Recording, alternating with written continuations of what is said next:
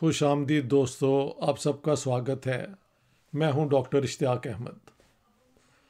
हम जो study of politics की सीरीज़ को कंटिन्यू कर रहे हैं और मैं बैकग्राउंड दे रहा हूं कि किस तरह मॉडर्न पीरियड मैकेवेली से शुरू हुआ, लेकिन उसके इर्द गिर्द क्या सोशल चेंजेस, क्या क्लास फॉर्मेशन चेंज हो रही थी कि उनके अंदर नई नई पॉलिटिकल थियरीज, पॉलिटिकल पोजीशंस सामने आती हैं। हाँ जी, तो हमने रेनेसांस की बात की है, उसके बाद हमने जो प्रोटेस्टेंट रेफॉर्मेशन की बात की।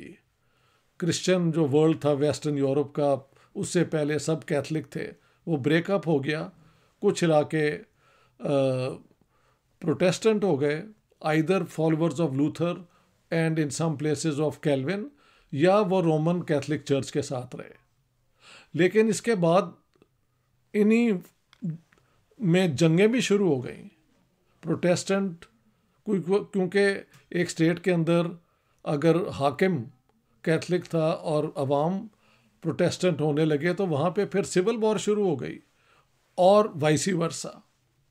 और तो और कुछ इलाकों में प्रोटेस्टेंट्स के अंदर भी झगड़ा हुआ between the followers of Luther and the followers of Calvin. यही होता है आज के दौर में, या 20वीं सदी से लेके जो ये रिलीजियस रिवाइवल्स हुई हैं ना, मुसलमानों में, हिंदुओं में, सिखों में, उसकी बुनियाद पर क्या कहते हैं, रिलीजियस नेशनलिज्म बहुत फैल रही है।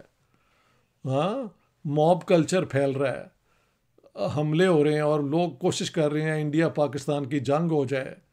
खालिस्तान की मूवमेंट चाहती है कि इंडिया में से एक खालिस्तान भी निकाल लिया जाए। ये सारी मजहबी जुनून की बुनियाद पे जो हो रहा है, हम देखते हैं कि यूरोप में ये सब हुआ और बहुत बड़ी स्केल पे हुआ। क्या कहते हैं, खून की नदियाँ बह गईं।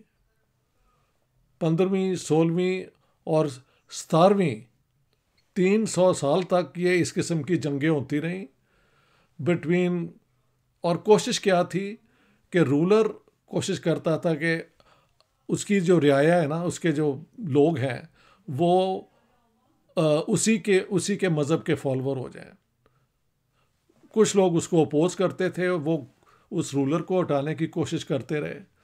तो इस तरह सिविल वॉर्स हुई एंड वॉर्स बिटवीन स्टेट्स भी हुई, दो रियासतों के दरमियान भी हुई, बल्कि अलायंसेस बन गए।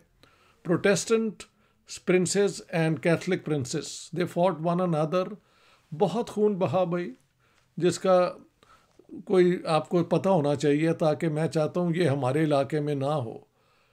हमारा इलाका तो अमन और शांति, दोस्ती का इलाका है, जिसको आज हम ख़राब कर रहे हैं और बुरी तरह से ख़राब कर रहे हैं। हाँ जी, 2 नेशन थ्योरी भी उसी की एक शक्ल है।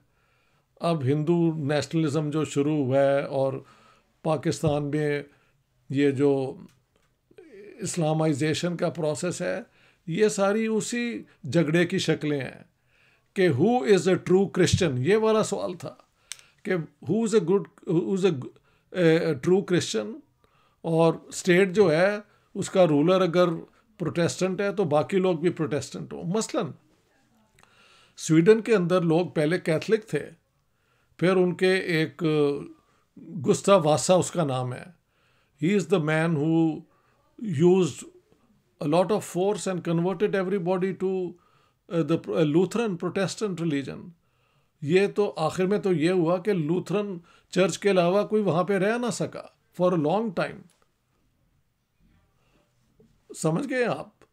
तो इसका जो अरूज है ना, द एक्सट्रीम, और ख़त्म कहाँ पे जाके हुआ, कहा जाता है the 30 years war of religions. ये पीक है जिसमें तकरीबन सारे ही वेस्टर्न यूरोप इस कत्लेआम में इन्वॉल्व था। Princess, states and dissident groups का झगड़ा रूलर्स के साथ, चर्च के साथ, ये सारा कुछ हुआ बिटवीन 1618 एंड 1648। इस दौरान में hundreds and thousands of people were killed।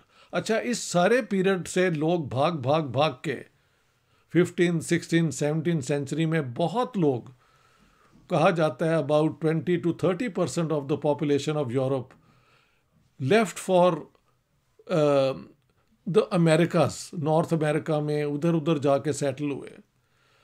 और ये वो लोग थे जो नए नए चर्चेस बना के, प्रोटेस्टेंट कैथलिक्स तो हमेशा पोप के फॉलोअर्स रहे हैं, लेकिन कैथोलिसिज्म प्रोटेस्टेंट्स में कई नए चर्च भी बने जिनको भी भागना पड़ा। एंग्लिकन होते हुए जो बाकी चर्च थे उनको भागना पड़ा। लूथरन होते हुए जो छोटे छोटे चर्च स्कैंडिनेविया में थे उनके लोगों को भी भागना पड़ा। और ये तो 19th सेंचुरी तक कुछ इलाकों में होता रहा परसिक्यूशन, इतनी परसिक्यूशन हुई है। लेकिन जो मेजर पीरियड है ना, 30 years war is the grand scale killing wars between Protestants and Catholics and in some places between Lutheran Protestants and Calvinist Protestants. सारा वेस्टर्न यूरोप कॉन्टिनेंट जिसे कहा जाता है वेस्टर्न, उसमें ये होता रहा है। तो उसके बाद finally after they had spilled bloods in the tons, हाँ जी, रिवर्स ऑफ ब्लड जब यानी बह गए, तो उसके बाद फिर फैसला हुआ कि अब अमन होना चाहिए। और उसे कहा जाता है the peace of Westphalia. Westphalia is a place in Germany. वहाँ पे ये सारे मिले और डिस्कशंस हुई, और उसके बाद फैसला हुआ कि हर प्रिंस को, हर रूलर को ये हक है कि वो अपनी पसंद के चर्च को पैटर्नाइज करे। एक क्या हुआ सबसे बड़ी बात कि रूलर की पावर चर्च के ऊपर एक्सेप्ट कर ली गई, चाहे वो प्रोटेस्टेंट क्या कहते हैं क्यों ना, क्या कहते हैं कैथलिक क्यों ना हो। उनको भी पोप तो रोम में बैठते थे और लेकिन कैथलिक रूलर्स क्लेम के उनकी पोजीशन पोप से भी अपने इलाके में अव्वल है। ठीक है, तो इस तरीके से द ट्रीटी ऑफ वेस्टफालिया ने जो जो स्टेट्स की टेरिटरी थी वो भी मान ली गई, और ये भी मान लिया गया कि जो माइनॉरिटीज़ यहाँ रहती हैं, जो बहुत कम माइनॉरिटीज़ रह गई थी, कि उनको प्राइवेटली रिलीजियस फ्रीडम भी दिया जाएगा। क्योंकि टोटल तो लोगों ने नहीं ना छोड़े अपना सब इलाके। मतलब फ्रांस के अंदर एक ह्यूज नॉट एक ग्रुप था जो प्रोटेस्टेंट हो गया था, सम ऑफ देम स्टेड ऑन, हालांकि उनकी बहुत परसिक्यूशन हुई थी। तो दूसरे इलाकों में भी, मसलन Germany, northern Germany became Protestant, southern Germany जो था वो कैथलिक रहा।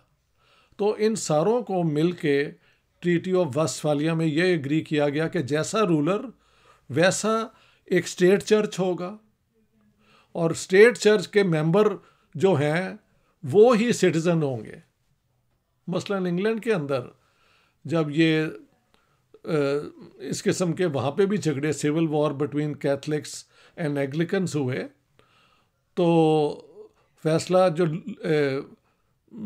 क्या नाम है उसका यार, जॉन लॉक का एक आर्टिकल है on the freedom of religion या वट एवर, जहाँ पे ही सेज कि इंग्लैंड के अंदर ठीक है कैथलिक रह तो सकते हैं, लेकिन वो फुल सिटीजन नहीं हो सकते। They will always have to enjoy the freedom of religion privately, यानी अपनी प्राइवेट मीटिंग्स में वो कर सकते हैं। पॉलिटिकली उनका कोई राइट नहीं होगा हाउस ऑफ लॉर्ड्स या हाउस ऑफ कॉमन्स के अंदर या हुकूमत के अंदर। तो ये अलग जगह, दूसरी जगह पे भी ऐसे हुआ। कुछ जगह पे तो उन्होंने, जिस तरह स्वीडन में कोई कैथलिक बच ही ना सका, they all had to run away. तो इतनी भी परसिक्यूशन हुई है। तो ट्रीटी ऑफ वेस्टफालिया जो है, मैं कहता हूँ कि फर्स्ट एग्रीमेंट हुई जिसमें ये फैसला हुआ कि every state will have a state church and all citizens, all those who are citizens will become members of that church.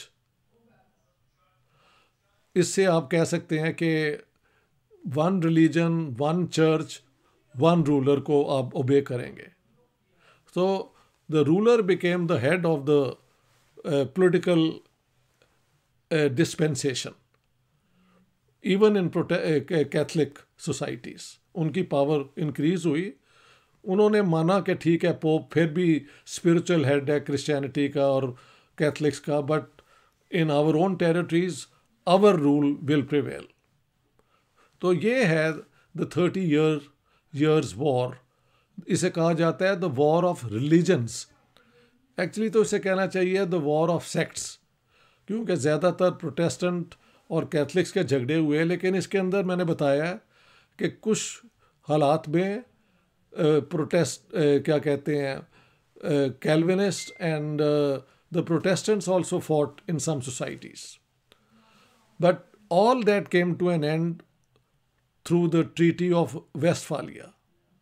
उसके बाद ये बॉर्डर तकरीबन मतलब प्रैक्टिकली माने गए। ये फ्रांस है, ये इंग्लैंड है, ये है इस किस्म के फैसले हुए। इंग्लैंड तो खैर क्योंकि it was a way on, बीच में से ब्रिटिश आइल है, वो क्या इंग्लिश चैनल है, तो इंग्लैंड में कैथलिक वर्सेस एंग्लिकन झगड़ा अपने मोमेंटम पे हुआ। लेकिन उसी दौर में तकरीबन हुआ जब ये बाकी कॉन्टिनेंटल यूरोप में हुआ।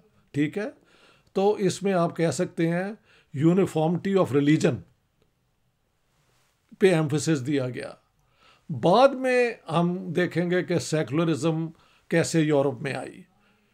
पहले तो स्टेट चर्चेस और रूलर्स का सुप्रेमेसी इस्टेब्लिश हुई और यही माना गया कि सारे जो लोग एक स्टेट में रहते हैं वो स्टेट चर्च के मेंबर बने। हाँ जी, और अगर कोई माइनॉरिटीज़ थी तो उनको प्राइवेटली माना गया कि ठीक है, if they want to remain there they will have only private freedom of religion and not public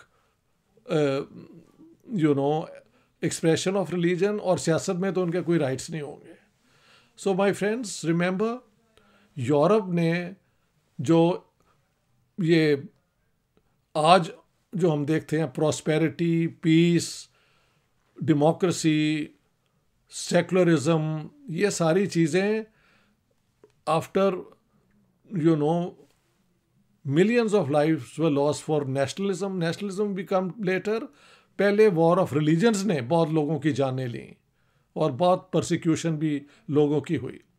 और तो और ये भी है कि कैथलिक चर्च ने जब देखा कि उसकी पावर कमज़ोर हो रही है तो उन्होंने इंक्विजिशन जो है वो इंट्रोड्यूस की।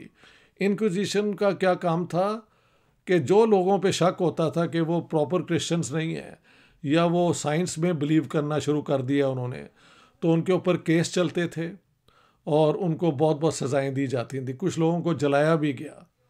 सो रिमेंबर, जो आज हम कर रहे हैं या पिछले कोई 75-100 साल से हो रहा है, वो अभी भी विद इन लिमिट्स है।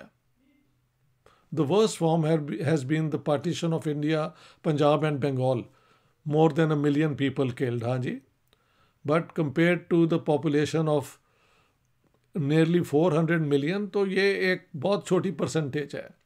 यूरोप में तो उन्होंने, as I said, about 20 to 30% people were either killed or they went away from Europe for a safety and a new life in the Americas. So this is what happens जब एक मज़हब में ये फ़िरका वाराना फ़साद होते हैं, तो इस तरह हुए यूरोप के अंदर। I will end here. इसके बाद वी विल लुक एट कि साइंटिफिक रेवोल्यूशन और एनलाइटनमेंट का फ़िलॉसफी कैसे फ्री बनी। हाँ जी, ये सारी चीज़ें एक दूसरे के साथ साथ चली। बहुत बहुत शुक्रिया। All the best for now.